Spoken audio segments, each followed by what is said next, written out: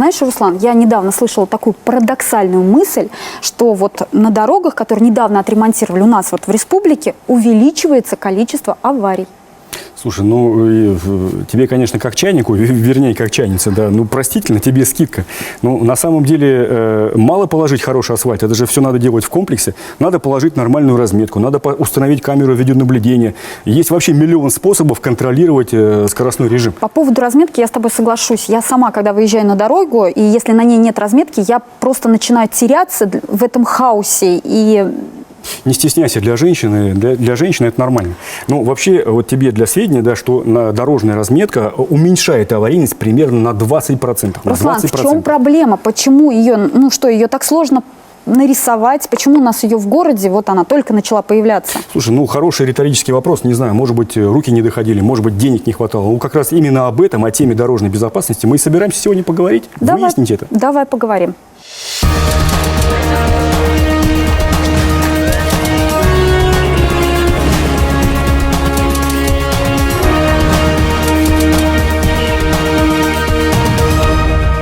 Безопасная дорога – это важнейшая государственная задача. Слишком дорогую цену мы платим за нашу беспечность и разгильдяйство человеческими жизнями. Всего за первые полгода на башкирских дорогах погибло 178 человек и пострадало больше 2000. У высокой аварийности множество причин. От состояния дорог до откровенного лихачества нарушителей ПДД. Сегодня перед каждым регионом России стоит задача к 2024 году снизить смертность в автокатастрофах в 3,5 раза. Готова ли наша республика ее решить, обсудим сегодня в программе «Честно говоря». Общая картина автопроисшествий на дорогах в нашем сюжете. На этих кадрах автомобильного видеорегистратора Уфа. Остановка рядом с 21-й городской больницей. До пешеходного перехода несколько десятков метров, но вдруг перед машиной возникает фигура ребенка. Миг, и он на капоте. Как объяснит позже малыш, он не знал, где можно переходить. Ни зебры, ни какой-либо другой разметки на проезжей части не было. И это тоже Уфа. Столкновение лоб в лоб. Водитель Mitsubishi, кажется, не понял, что выехал на встречную полосу. На дороге нет даже намека на разметку. В итоге печальный исход. Человек за рулем Логана погиб. 3 пассажиров с увечьями доставлены в больницу. Имеются недостатки в виде отсутствия горизонтальной дорожной разметки и занижения обочины. Сопутствующим фактором являются недостатки уличной дорожной сети. Причиной является нарушение правил дорожного движения. Спустя сутки на месте ДТП появилась дорожная разметка. Вдобавок коммунальщики и обочину отремонтировали, на состояние которой местные жители жаловались уже несколько лет. Вот яма, вот она все размыла. И вот там на повороте нам ходить тоже нельзя. Ни с коляской, ни с детьми. Вот на повороте. Наказали у нас начальник участка Роман Александрович в этом по поводу. Ему было, до этого ему было дано задание на это исполнение. Он просто физически не успел это сделать.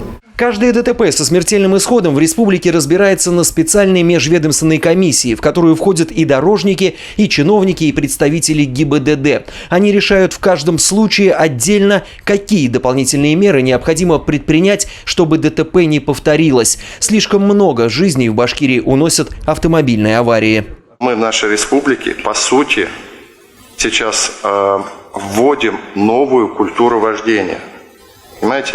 Культура вождения, которая направлена на то, чтобы быстро человека из пункта А в пункт Б доставить, но при этом сохранив жизнь себе и другим участникам дорожного движения, пешеходам и так далее.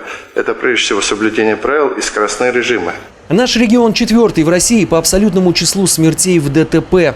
550 человек погибли в прошлом году. 4500 получили травмы или остались инвалидами. Государственная задача – за 5 лет снизить эти цифры в 3,5 раза. На ее решение в республике только в этом году направлено 5 миллиардов 600 миллионов рублей. 3,3 из которых – деньги региональные. Ой, боже мой.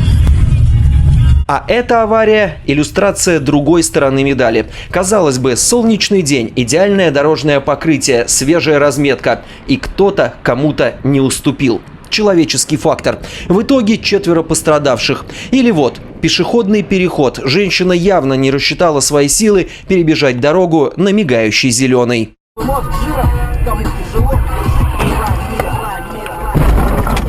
А эти кадры пьяного ралли в режиме прямой трансляции шокировали уфимскую публику. Нетрезвая девушка за рулем дорогой иномарки в центре Уфы, пытаясь скрыться от полицейской погони, задевает встречную машину на перекрестке. Чудом обошлось без жертв. Все эти случаи про культуру поведения на дороге, а она, как и разметка и ремонт дорог, также входит в понятие дорожной безопасности. Ясно, что работать над причинами ДТП нужно в комплексе. И ремонтировать дороги, обустраивать их по всем правилам безопасности и следить за тем, чтобы не нарушали эти правила участники дорожного движения.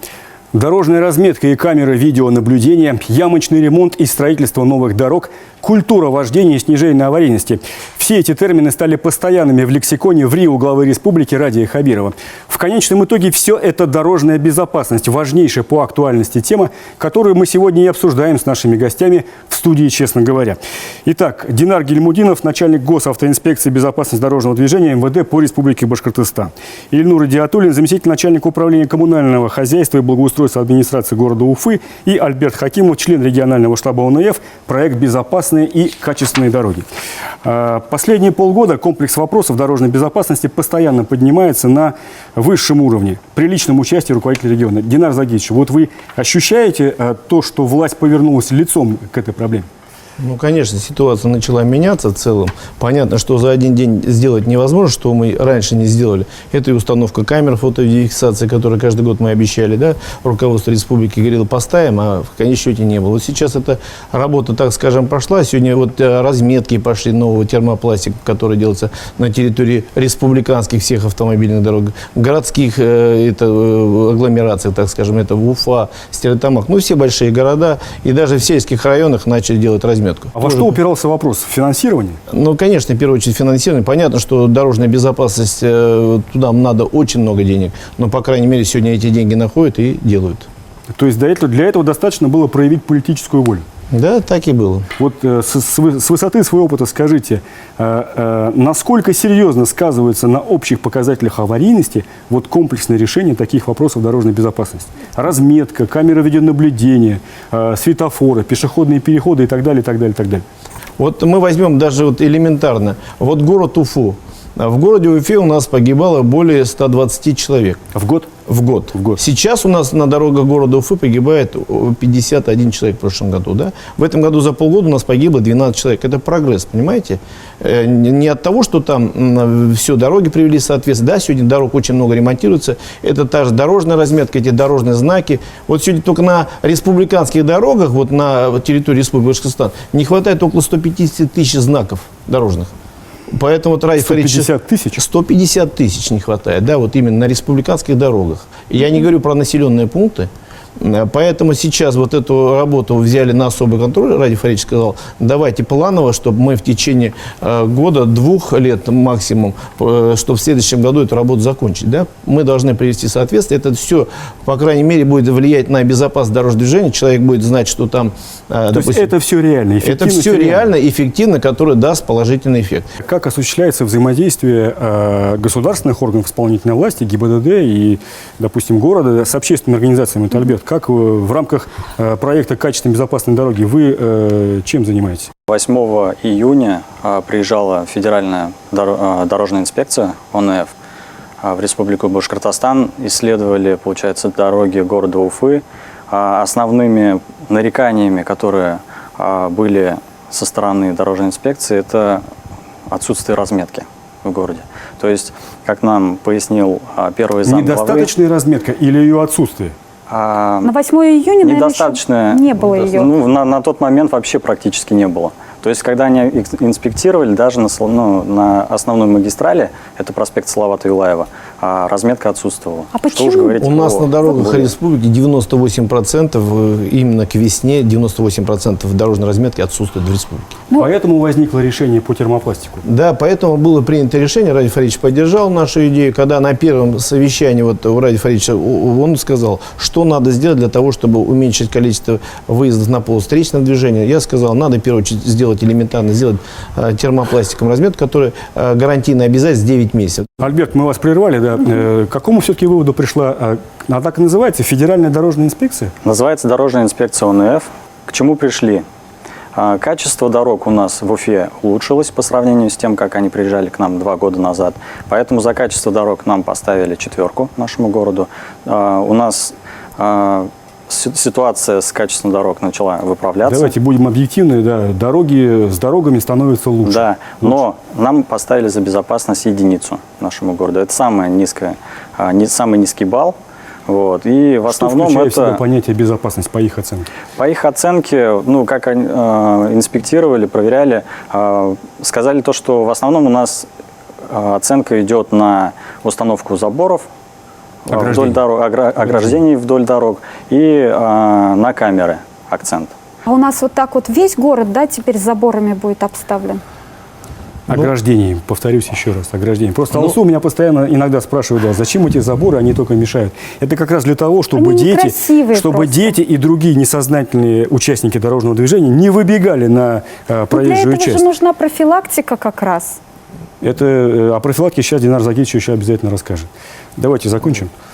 Ну, как касаемо ограждений, то есть это, я считаю, что меры необходимые. И мы, необходимые. Да, это меры необходимые. То есть, нравится это кому-то или не нравится, это объективно необходимо. Мы сегодня четко видим динамику, которая привела, то есть это выход на проезжую часть в неустановленных местах у нас сократился. У нас, Динар Загитович, я думаю... Ну, конечно. Но у нас проблема, да, вот города Уфы – это наезд на пешеходов. Проблема номер 1. Если у нас по республике 40%, допустим, наезд на пешеходов, да, а по городу Уфе 80%. И 42%… причина основная какая? Потому что пешеходы переходят проезжую часть в неположенном месте. Да. Просто выбегают на проезжую часть и… Понятно. Кому как нравится. Мне вот непонятно, почему поставили единицу за безопасность. Я бывал во многих российских городах, и поверьте мне, ну, Уфа – это далеко не в конце списка. Ну вот видите, я хочу сказать, вот мы сегодня вот говорим, они говорят, единицу поставили, да? Вот по итогам полугода среди городов-миллионников у нас 12 погибших, да, вот я именно сужу по своей категории, да? Это самый низкий показатель в стране. У нас, в общем, по России, если взять статистику, то где-то около 40% ДТП происходит из-за плохого состояния дорог. Из них 70% из этих 40% это уже из-за отсутствия разметки. Спасибо, мы продолжим разговор через несколько минут. А пока давайте посмотрим наш материал, подготовленный при помощи блогеров и активных граждан. Вот сколько нам открытий чудных готовит родная дорога. Дорога из Уфы до Давлеканова. Смотрите, по всей дороге вот такая вот, вот такие вот камни разбросаны. Мелкие камни на трассе принесли большие неприятности известному шоумену Борису Быстрову. Усыпали лобовое стекло его автомобиля трещинами. Автовладелец выдвинул претензии дорожникам. Накануне здесь они латали колею, но, видимо, решили сэкономить на битуме. Я остановился из-за того, что вот, ну, можно по моему стеклу увидеть, впереди идущая машина меня просто обстреляла. Видео с щебенкой дорожники увидели в соцсетях Бориса Быстрова и поторопились устранить недоработки. Теперь он спешит запечатлеть каждый дорожный огрех. Вот переход. Это Уфимский район. Дорога в сторону поселка Первомайский. Без каких-либо предупреждающих знаков асфальт внезапно обрывается разбитой грунтовкой. Местные привыкли, притормаживают, а для гостей такая дорога несет большой риск. Давно она в таком плачевном состоянии? Раньше была гравийка, потом сделали асфальт. Ну, то есть, а асфальт просто растворился? Выбило. Сейчас вот здесь плохая дорога. Ну, ездить можно, не как лучше, как раньше. Но когда ее последний раз ремонтировали? Забыл, они каждый год только грейдером проходят и все. Проблемных участков немало и в столице республики. Даже в центре Уфы в некоторых местах отсутствует разметка, а качество дорожного полотна оставляет желать лучшего. Ну вот, Октябрьская революция. Тоже ни разметки, ничего нет. Ну вот нет разметки здесь. Хотя это улица, которая ведет в исторический центр Уфы. Наиль Шмуратов ежедневно ведет свой дозор по улицам Уфы. Член общественного совета МВД республики отмечает: вот появились металлические ограждения тротуаров от проезжей части. А вот трамвайные остановки по-прежнему никак не обозначены. Касаемо остановок трамвайных, они вообще никак у нас практически нигде. Не то, что разметкой не выделены. У нас нет знаков, что это трамвайная остановка. И водитель едет, то ли трамвай остановился просто на светофоре, то ли из него могут выходить пассажиры. У жителей улицы Первомайская в Уфе каждый день квест – перейти дорогу в 6 полос без светофора, причем в положенном для этого месте. На оживленном перекрестке с улицы Маяковского зебра с одной стороны есть, а с другой разметка отсутствует. Местные жители уже давно тщетно просят решить эту проблему. Вот я спотыкнулась, и машина ехала на меня, и я вон без зубов осталась. Со стороны ГИБДД неоднократно выдавались предписания на обустройство светофорного объекта на данном перекрестке. Но, к сожалению, до данного времени светофорным объектом так и не обустроен. Инспекторы ГИБДД республики ежегодно выписывают тысячи предписаний муниципалитетам по приведению дорожной инфраструктуры к нормативам, но очень часто у чиновников находятся причины их не выполнять. Допустим, госинспектор на каком-то участке в Уфе или где-то в республике в населенном пункте видит несоответствие дорожной сети. Дальше что происходит? В случае недостатков на улично-дорожной сети в адрес муниципалитета поступает предписание. В результате, так скажем, в процессе рассмотрения комиссионных... У вас есть сроки его обязательного выполнения? Там обозначаются сроки исполнения данного предписания. 30 суток. Соблюдаются эти сроки, Геннадий Владимирович? Ну, если не соблюдается, мы составляем протокол. А если положить руку на сердце, часто приходится реагировать на то, что сроки не выполняются? Сейчас ситуация поменялась. Главы администрации не хотят попасть в зону критики от главы республики, так сказать. Вот так вот? Да, вот резко поменялась ситуация, и резко люди начали понимать. Но если Ради Фаридович каждую неделю обсуждает тему безопасности дорожного движения, никто не хочет на понедельничной планерке услышать проблему именно по такому или иному району.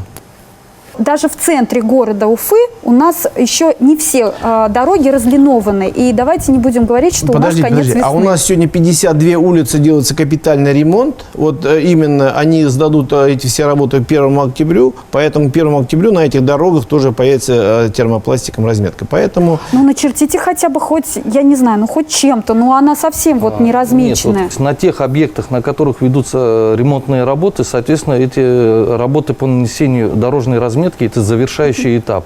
На период проведения, значит, работ, опять-таки, для удобства горожан, для удобства водителей, там обеспечивается пропускная способность. Да, какое-то ограничение движения транспортных средств есть, и, соответственно, устанавливаются временные дорожные знаки. А у вас на учете есть особо аварийные участки? Какой-то особый список? Ну, у нас есть очаговые места ДТП, но опять около 90% всех очаговых мест ДТП это город Уфа, да? А потому что 90% всех этих, у нас тут 36 очаговых мест ДТП. 90%? Да, 90% Уфе. Ну, понимаете, что в эти очаговые места входят и механические ДТП. И практически все ДТП механические, они происходят на территории города Уфы. И 42% общих ДТП с пострадавшими, опять это город Уфа. Динар Загитович, вот есть такая мысль, что как только сделают хорошо дорогу, которую долго не ремонтировали, там наоборот повышается количество ДТП. Да, у нас Туймазинский район.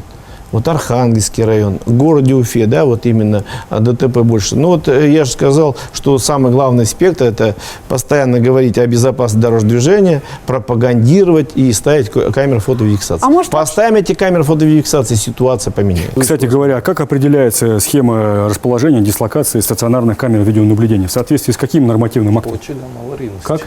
По очагам аварийности. По очагам аварийности? Мы их поставили согласно очагов аварийности. Ну, решение комиссии должно быть по этому поводу? Да, мы, по крайней мере, это все предусмотрели. Мы взяли, когда мы первые начинали это все делать, у нас в республике было 700 очагов аварийности.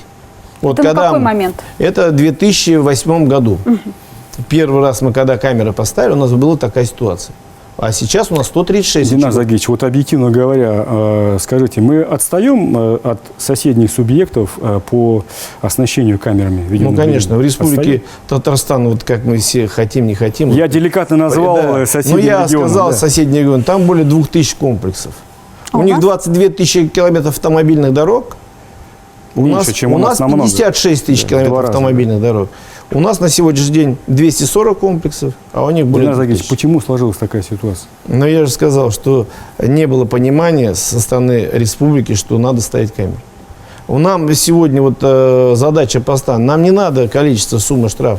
Участник дорожного движения не нарушает и никаких штрафов не приходит. Вот то сегодня есть вопрос не в деньгах, вопрос не в штрафах, то есть не собирается любая штраф. человеческая жизнь — это самое драгоценное, что мы должны заниматься со всеми муниципалитетами, со всеми балансодержателями дорог, чтобы не было у нас погибших на дорогах. Вот главная задача, которую мы должны выполнять. Вот сегодня для участников дорожного движения вот у нас комплексы фотовидеофиксации в городе Уфе, которые есть, допустим, на проспект Салавата Юлаева по Оренбургскому тракту. Вот мы получили программу измерения средней скорости. Сейчас мы будем ее монтировать. Я думаю, в ближайшее время тоже определять среднюю скорость. В чем смысл? Ну, чтобы не было столько дорожных, по крайней мере, у нас на всех переездах там стоят, на путепроводах стоят камеры. А привлечение к ответственности будет основываться на чем? На чем? На средней скорости. За определенный участок? Да, за определенный участок. Спасибо, мы вернемся к разговору через несколько минут. В Уфе и республике в этом году реализуется беспрецедентная программа по разметке дорог не просто краской, а термопластиком. Им расчерчено уже более 2000 километров. Появились первые умные пешеходные переходы. На порядок больше станет камер видеонаблюдения. Как это отразится на аварийной статистике, покажет время. Как рисуют зебру на асфальте, рассказывает наш корреспондент. В Башкортостане в этом году с невиданным ранее размахом проводится работа по нанесению дорожной разметки. В планах разлиновать 8800 километров дорог. И не просто краской, а специальным термопластиком, прочным и светоотражающим. Сам материал ориентировочно, там, в зависимости от производителя, он идет от 66 и до 90 рублей, по-моему. Там в зависимости от того, какой состав у него есть. То есть в термопластике по ГОСТу необходимо, чтобы было не менее 20% стеклошариков в самом. То есть если это как по ГОСТу, то он более дороже. На вот такую зебру в 18 полос дорожники потратили 260 килограммов пластика и 1,5 часа работы. Разметка когда будет? Разметка, в принципе, сейчас уже заявку подали в АО «Башкиравтодор». Разметку нанесем сразу, получается, как завершат, скорее всего, даже в конце этой недели. Ну все, хорошо. Потому что это... И потом сразу укрепление обочин, да? Да, приступим к укреплению обочин. Руководство управления дорожного хозяйства Госкомтранса Республики постоянно мониторит работу на межмуниципальных путях. В планах правительства ремонт 350 километров дорог. Качество дорог хорошее, мне нравится то, что сейчас положили асфальт. Здесь, в принципе, приятно проехаться. И самое главное, это безопасность. Впервые на башкирских автомагистралях появились вот такие светофорные комплексы на солнечных батареях. Данная система была поставлена в наиболее загруженных местах, где идет большой трафик транспортных средств. В ночное время суток позволяет обеспечить видимость данного перехода. То есть человек, когда уже выходит на пешеходный переход, сверху горит подсветка светодиодная, что водителю заблаговременно можно будет увидеть и, соответственно, снизить скорость. Лучшей профилактикой аварийности сотрудниками ГИБДД признана установка камер фото-видеофиксации. За ближайший год в республике их количество должно увеличиться в 4 раза и к середине 2020 года перевалить за 1000. Мы снова в студии программы «Честно говоря». Как все-таки осуществляется взаимодействие между вашей общественной организацией и госорганами? Да, конечно, я поясню. В первую очередь к нам обращаются жители. Это у нас есть, существует карта убитых дорог. С прошлого года запустили с августа приложение для смартфонов «Убитые дороги». И теперь, получается, на карте убитых дорог и через смартфон можно отметить не только плохие дороги, но и локальные дефекты. Вот он отметил, да? Он отметил. А как реагируют соответствующие органы на эти сигналы? Вы следите за тем, исправляется ли? Да, конечно. Дальше это все обрабатывается и направляется запросы, получается, в администрацию города, либо, если это по республике, то в администрацию районов. То есть обратную связь, обратную реакцию от органов госвласти вы ощущаете? Да, конечно. У нас бывают совместные выезды, конкретно по плохим дорогам. У нас сейчас на данный момент 275 дорог отмечено на карте убитых дорог города Уфы. Из них 50 уже выполнено. Мансурович, сами-то какую оценку поставите безопасности в Уфе?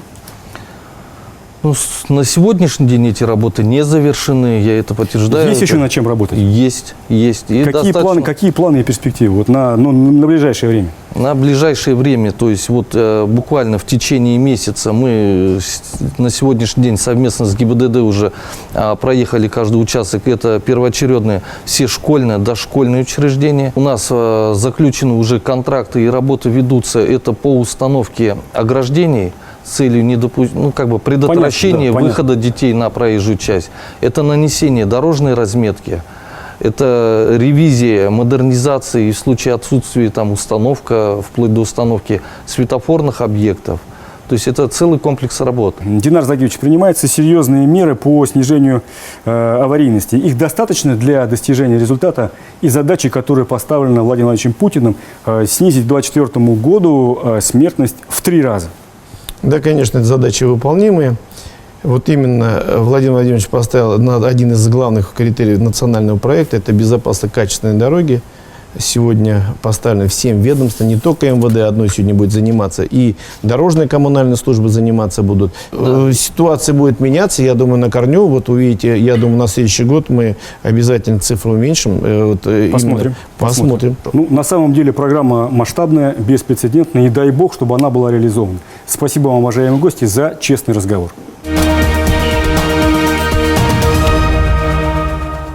Знаешь, Руслан, мне интересно, когда будут первые результаты вот такой вот работы над безопасностью дорожного движения? Вот неужели, правда, снизится количество аварий, смертей? Слушай, ну вот можешь даже не сомневаться, да, вот если эта клевая программа будет реализована хотя бы наполовину, это точно скажется на аварийности. Вот пусть не сиюминутно, не сразу, но со временем по итогу точно. Руслан, вот точно. Откуда такая уверенность? Ну вот по опыту Москвы, где вопросам дорожной безопасности, разметки и прочее, уделяется самое серьезное внимание, и я серьезно говорю, на уровне европейских столиц. Там это прямо видно результат. Знаешь, что я тебе скажу? Я отвечу тебе твоей же любимой фразой. Давай. Поживем, увидим.